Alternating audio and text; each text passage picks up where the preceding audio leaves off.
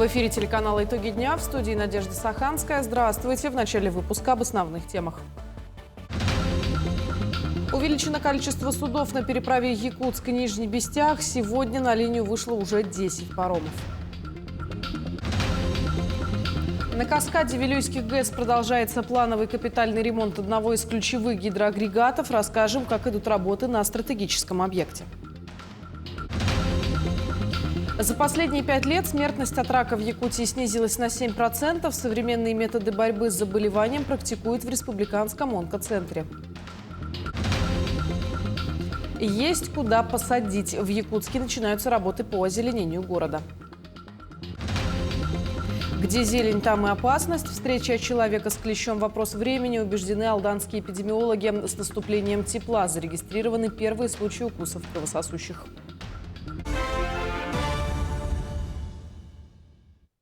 В Госдуме рассмотрят корректировку бюджета из-за снижения нефтяных цен. Согласно пояснительной записке Минфина, снижение доходов частично компенсируется ростом ненефтегазовых поступлений на 829 миллиардов рублей. Это произойдет за счет увеличения собираемости НДС, роста акцизов на табачную продукцию, повышения поступлений НДФЛ, а также доходов от размещения бюджетных средств. Прогнозный курс доллара скорректирован с 96,5 до 94 рублей. При этом показатели на плановый период 26-27 годов остаются без изменений. В республике состоялась панельная сессия реализации программы долгосрочных сбережений. На встрече рассказали об условиях вступления в проект и о его преимуществах. Один из плюсов программы – поддержка государства. Такса финансировать накопление граждан государства обязуется в течение 10 лет с момента первого взноса, при условии, что на счет было внесено не менее 2000 рублей за год. Таким образом, программа долгосрочных сбережений помогает создать подушку безопасности на будущее или получить дополнительную прибавку к пенсии. На дополнительную пенсию как раз можно накопить и по данной программе долгосрочных сбережений. Особенно я обращаю внимание на ту категорию граждан от года рождения 67 до 96, у которых накопились средства накопительной части пенсии, которую они могут очень эффективно и под большие проценты перевести в программу долгосрочных сбережений. Стартовала летняя навигация на реках республики. Сегодня от Якутска до Нижнего Бестяха ходят 10 паромов. Но они не единственный способ добраться до другого берега. Какие еще способы есть и какие запустят в ближайшее время, расскажет Вероника Таюрская. Паромы, катера и теплоходы. Именно они связывают Якутск и Нижний Бестях в летний период. Паромы начали свою работу еще 22 мая. В первый день было запущено 8 судов. Сегодня их количество увеличили до 10. Какой уже сегодня рейс вы совершаете? С утра уже третий уже за счет. А какое расписание у них? Пока неизвестно, друг другу мы расписание говорим. То есть по наполняемости выходите? Да. Хоть паромы работают по наполняемости, но все равно экипаж старается отчаливать от берега по расписанию. Погрузка на первые паромы от двух противоположных берегов начинается в 5:30 утра. Последние же судна отчаливают в полночь. Соответственно, погрузка начинается за час до отхода. Вчера приехал я вечером, и к ночи я переправился сюда. Нормально. Нет, второй раз. Первый раз я в Нижнем Бестяге, еще переправы не было, выгрузился. Вот. Второй раз в этом сезоне. Раз в месяц, 2 раза в месяц сюда ездим. Паромы не единственный способ добраться на противоположный берег. До столицы региона и обратно ходят катера. Они отчаливают от 4-го причала в речном порту и являются альтернативой теплоходам. Если тот же самый теплоход «Виктор» Рукавишников идет с одного берега до другого примерно 1,5 часа, то катеру для этого потребуется всего лишь 20-25 минут. Приехали буквально примерно за 20-25 минут. Хотелось бы, чтобы был еще какая-то государственная моторка, что ли, чтобы для социальных категорий дешевле было. Обычно в выходные, наоборот, нужно успеть, а так будни иногда можно ждать максимум это бывает 30 минут. Наверное, бывает исключение, но, как правило, быстро. С 28 мая по маршруту Якутск-Нижнебестях будет курсировать теплоход «Виктор» Рукавишников. Ну а пока на сегодняшний день перевозку осуществляют катера и 10 паромов. Количество последних в пиковый сезон будет увеличено до 14 единиц. Вероника Таюрская, Виктор Дьячковский, Якутск. На каскаде Вилюйских ГЭС имени Батанчука продолжается плановый капитальный ремонт одного из ключевых гидроагрегатов 1Г. Работы, начавшиеся в октябре прошлого года, направлены на повышение надежности и продление срока службы оборудования, которое уже более 50 лет обеспечивает электроснабжением Западную Якутию. Ежегодный капитальный ремонт одного из 8 гидроагрегатов – важная часть работы Вилюйской ГЭС по поддержанию стабильного энергоснабжения Западной Якутии.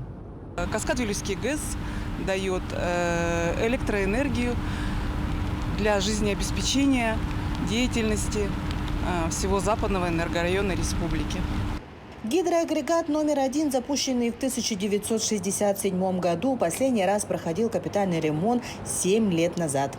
Этот масштабный проект позволил не только восстановить работоспособность гидроагрегата, но и значительно продлить его эксплуатационный срок, что обеспечит стабильное электроснабжение региона в долгосрочной перспективе. Ремонтные работы выполняются собственным персоналом. А на 5-м гидроагрегате также выполняются работы по реконструкции. Там происходит замена обмотки статора гидрогенератора, и эти работы выполняет специализированная подрядная организация.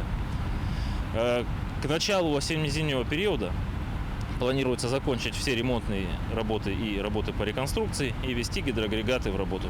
На основании решения Ленского бассейнового водного управления 19 мая началось осуществление холостых сбросов воды из Вилюйского водохранилища. Продолжительность сбросов будет определяться исходя из фактической приточности. То есть сейчас есть прогнозы по минимальному сценарию, по среднему варианту, по максимальному. Какая будет фактическая приточность, так и будут определяться продолжительность и объемы сбросов, чтобы и лишнюю, как говорится, воду не сбросить и обеспечить в дальнейшем выработку электроэнергии, но и обеспечить нужные отметки. Холостой сброс – это сброс излишков воды из водохранилища без ее использования на выработку электроэнергии. Специалисты для этого используют водосброс, оборудованный уникальным сегментным затвором. Осуществляя холостые сбросы в многоводные годы, ГЭС сдерживает рост уровней воды в верхнем Бьефе, исключая при этом достижение недопустимо высоких уровней водохранилища, обеспечивая таким образом безопасность гидротехнических сооружений каскада Вилюйской ГЭС в половодно-паводковый период. Анна Васильева, Мирный. Якутяне могут пройти бесплатную диспансеризацию в медучреждениях республики. Под диспансеризацию в этом году попадают годы рождения: 2007, 2004, 2001, 98, 95, 92, 89, 86, 83, а также все граждане старше 40 лет. Если срок по году рождения еще не наступил, можно пройти профилактический осмотр. Записаться на диспансеризацию можно по номеру телефона единого колл-центра 122, через портал госуслуг и регистратуры медучреждений. Также с этого года начали исследования на вирус гепатита С среди граждан, начиная с 25 лет. Ну а за последние 5 лет смертность от рака в Якутии снизилась на 7%. Это стало возможным благодаря высокотехнологичному оборудованию онкоцентра и комбинации традиционных и современных методов борьбы с заболеванием. Такой подход практикует в отделении лекарственной противоопухолевой терапии. Подробности расскажет Эржена Гармаева. Согласно прошлогоднему исследованию Всемирной организации здравоохранения, одна из самых смертоносных болезней – это рак. Якутия в этом смысле, к сожалению, не исключение. Однако наука не стоит на месте, и онкология, пусть сложное, но чаще всего излечимое заболевание. В нашем диспансере применяются все современные виды противоопухолевой лекарственной терапии. Это таргетная терапия, иммунотерапия, 2-3-компонентная химия, иммунотерапия, суточные инфузии. И активно внедряются в практическую деятельность применения новых инновационных препаратов. Среди всех методов борьбы с раком онкологи особенно выделяют инновационную таргетную терапию. Это один из самых безопасных способов лечения, так как препараты воздействуют на злокачественные клетки без повреждения здоровых. Новые методики – это у нас таргетная терапия, можно сказать. Это терапия, которая направлена на геном опухоли, которая выявляется при выявлении мутаций, что подразумевает персонализированное лечение пациента. Современные методики доступны не только жителям столицы, но и для всех якутян. На территории республики работают 17 амбулаторных центров онкологической помощи. Центры амбулаторной онкологической помощи, там же имеются дневные стационары, как и у нас, проводятся такие же виды терапии, как и у нас. В принципе, то, что очень удобно для пациентов, которые с районов. У нас проблем с противоопухолевым лечением особо не бывает. Несмотря на достижения медицины, важно помнить, что лучшее лечение – это профилактика. К тому же пройти первичную диагностику на выявление рака можно, не выходя из дома. На сайте онкопоиск.саха.рф собраны анкеты с вопросами. Они помогут обнаружить болезнь на ранних стадиях и своевременно начать лечение. Эржена Гармаева, Семен Семенов, Якутск. Встреча человека с клещом – вопрос времени. В этом убеждены алданские эпидемиологи. Такая встреча для человека может иметь серьезные последствия. Клещи являются переносчиками заболеваний, способных привести к инвалидности и даже гибели. С наступлением тепла зарегистрированы первые случаи укусов кровососущих. Подробности в сюжете наших коллег. Алданский район признан эндемичным по клещам. На территориях городов и поселков сохраняется высокая вероятность заражения вирусами и бактериями, переносчиками которых являются кровососущие. С наступлением долгожданного тепла крошечные кровопийцы активизировались. Первые случаи укусов не заставили себя ждать. На сегодняшний день у нас зафиксировано 6 случаев нападения клеща на человека. 2 из них завозные, 4 местные. Это озерный район реки Селегдар и 2 томотских. Отметим, в Алданском районе ежегодно регистрируется свыше 100 случаев нападений кровососущих на людей. Укус членистоногого для человека может иметь необратимые последствия. Клещи являются переносчиками заболеваний, способных привести к инвалидности и даже гибели. Снятые с пострадавших клещи будут направлены на исследование в вирусологическую лабораторию города Якутска. Детей среди укушенных пока нету, но надо понимать, что самое время проводить акарицидные обработки территории, что защитит надежно от нападения клеща. И плюс, конечно, не забывать про вакцинацию. Медработники напоминают, в случае обнаружения на себе клеща не пытайтесь извлечь его самостоятельно. Обратитесь в медицинское учреждение. При необходимости будет проведена экстренная профилактика. Участились случаи инфицированных клещей. И по статистике из 100 пойманных насекомых 10 уже инфицированные. Стопроцентную защиту от возможных последствий укуса клеща гарантирует только специфическая профилактика. Граждане верно оценивают потенциальную опасность, которую могут нести кровососущие, и вакцинируются активно. Очень хорошо, у нас вся практически вакцина закончилась, и мы ждем нового транша, около 5000 доз. То есть вакцинируются и дети, и взрослые. Наконец-то люди поняли, что это реальная опасность, и встреча клеща с человеком – это просто вопрос времени. Поставить прививку можно в поликлинике по месту жительства. Гражданам, которые вакцинировались ранее, также не следует забывать о бдительности. Первая ревакцинация проводится через год после иммунизации. Затем меры профилактики надлежит принимать каждые 3 года. Татьяна Вахнина, Руслан Павлов, Александр Лукин, Алдан. В Якутске завершился просветительский проект для жен участников СВО «Самоподдержка и саморазвитие». В течение года в разных уголках нашей страны проект объединил огромное количество женщин в сообщество, где каждая смогла найти ресурсы для личного роста и развития. По итогам проекта в нашей республике жены участников СВО получили разностороннюю поддержку и реализацию от территориальных органов, сторонних общественных организаций и различных служб города, объединенных всероссийским проектом. Федеральный проект «Самоподдержка, саморазвитие» он был направлен этой осенью на жен военнослужащих. И с данным проектом на наш вышли депутат Государственной Думы Наталья Полуянова.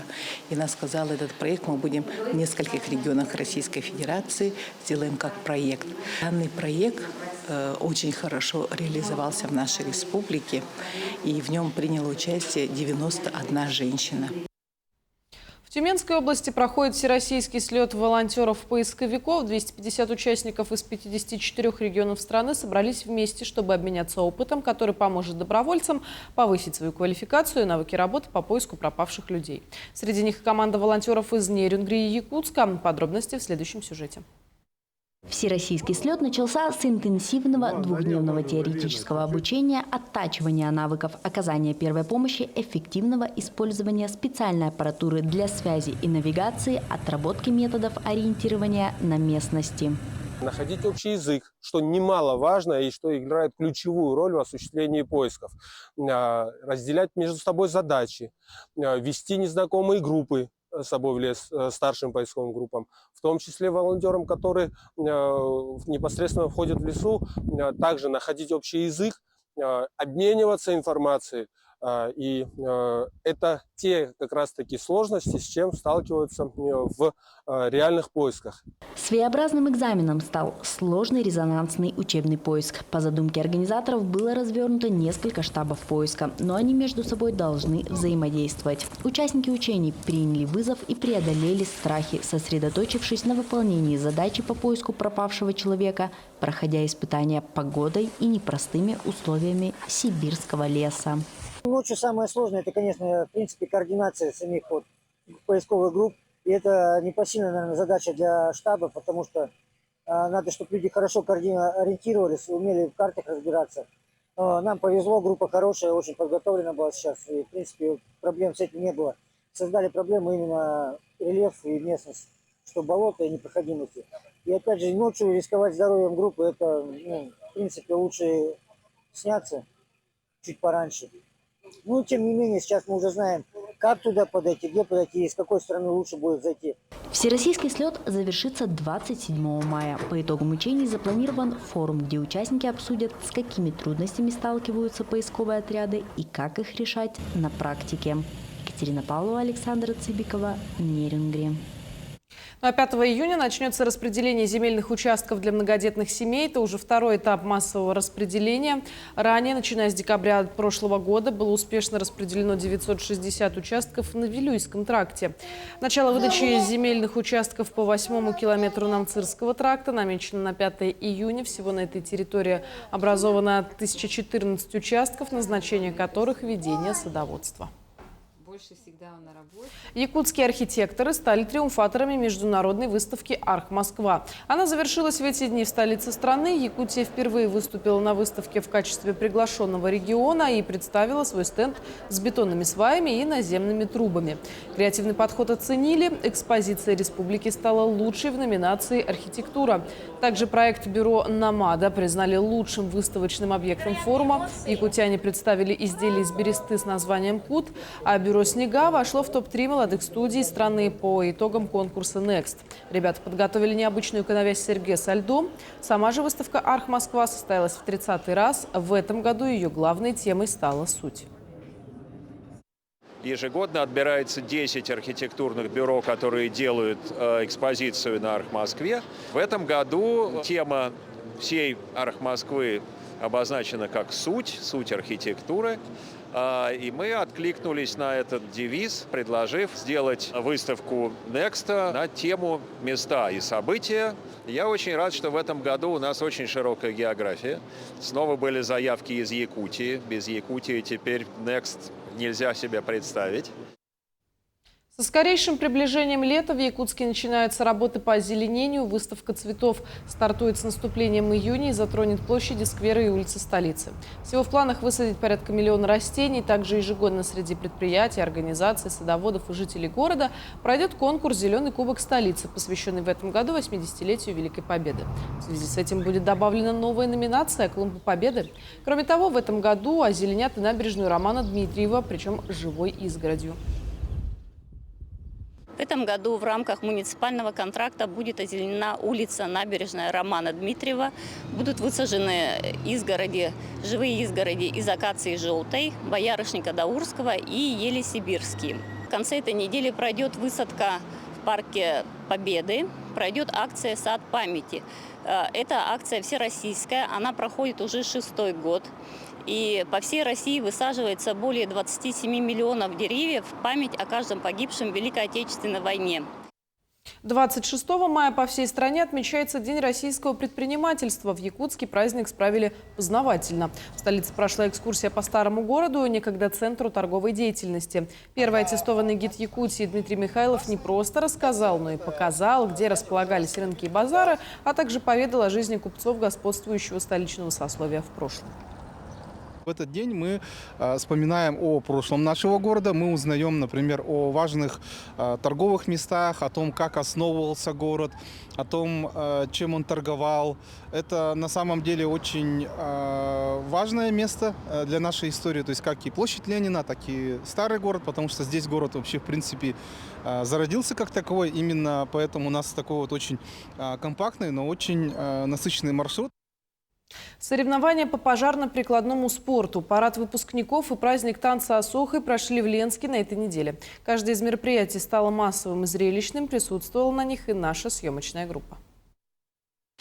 На площади Ленина сотрудники пожарной службы организовали в честь Всероссийского дня пожарной охраны для школьников и студентов техникума интересные испытания, во время которых каждый мог представить себя настоящим пожарным. Первый этап – представления команды – визитная карточка. После участникам предстояло на время одеть боевую одежду пожарного, ответить на вопросы тестов по пожарной безопасности, и завершение ярким, зрелищным и в то же время сложным был последний этап. Ребятам нужно было сначала одеть пожарное обмундирование, а после сделать боевое развертывание, включающее в себя подключение кранов с водой и условное тушение объекта, в роли которого выступил стенд с мишенью. Очень круто, очень прям активно все как-то действуется. Бегаем, вода, напор, вообще весело. Надо было взять шланги, взять, прикрутить, пистолет, ну и все, ждать напора, чтобы напарники все прикрутили, и ждать от них, когда они скажут, типа, все готово. Берешь цель, попадаешь. И все. Попали в цель? Да, все выиграли. Самое сложное бежать в такой форме. В субботу в Ленске прошел парад выпускников. Проводится он во второй раз. Организатором выступает районное управление образования. Более 100 ребят, выпускники 9 и 11 классов, нарядные, счастливые, вместе со своими классными руководителями и директорами прошли по главной улице города. После, уже на площади Ленина, юноши и девушки всех школ исполнили прощальный вальс. Заложили капсулу времени, послание от выпускников 2025 года, которое будет храниться в историко-краеведческом музее 30 лет. Поздравили ребят официальные лица города. А после на сцену поднялись директора школ со звонками, которые для выпускников в этот день звучали последний раз. Честно говоря, это все очень волнительно, потому что мы очень долго готовились к танцу. Очень много было даже труда проделано, много было слез пролито на самом деле. Это же все коллективный труд, это большая задача. Ну, честно говоря, я думаю, мы совсем справимся, все экзамены сдадим. В общем, настроение положительное. Также в выходные ленчане отметили День народного танца Асохой. Это мероприятие ежегодно собирает сотни горожан. Началось празднование со священного обряда Алгыс. Затем поздравил с праздником всех присутствующих заместитель главы района по социальным вопросам. После на сцену вышел творческий коллектив, который показал зрителям 9 священных движений. Всем присутствующим можно было повторять. Традиционной частью праздника стало привязывание салама с благими пожеланиями. Массовой Асохой был исполнен под звуки барабана. С каждым кругом танец набирал темп. Участвовали все, от мала до велика. Это ежегодное мероприятие, к которому мы все активно стараемся принимать участие, потому что это все-таки неотъемлемая часть нашей национальной культуры. Но День Асохая – это, как вы видите, это танец, напоминающий восхождение солнца, приветствующий наш народ, приветствующий лето, обозначающий приход лета. И когда мы идем по кругу в исполнении Асохая, мы желаем друг другу светлое, доброе, мира, неба над головой. В завершение хочется напомнить, что в Ленске стартовало всероссийское рейтинговое голосование за объекты благоустройства в рамках федерального проекта формирования комфортной городской среды. Жители Ленска старше 14 лет могут выбрать, какую общественную территорию они хотят видеть обновленной в следующем году. На голосовании представлены 3 общественные территории. Развитие пешеходной зоны по улице Аюнского до школы номер 2 до улицы Победы. Это популярная прогулочная территория в центральной части города. Новый сквер на перекрестке улицы Якутской Луцкая-Нюйская. Данная территория является местом, которое сразу бросается в глаза при въезде в город с автодороги Мухтуя. И третий объект – детская площадка с зоной отдыха в микрорайоне Алроса. Проголосовать можно до 12 июня. Необходимо набрать 4564 голоса. На этом все. Такими были события прошедшей недели. К этому часу это все новости. Таким увидели этот день наши корреспонденты. Мы продолжаем следить за развитием событий. Ну а я на этом с вами прощаюсь. До встречи в эфире.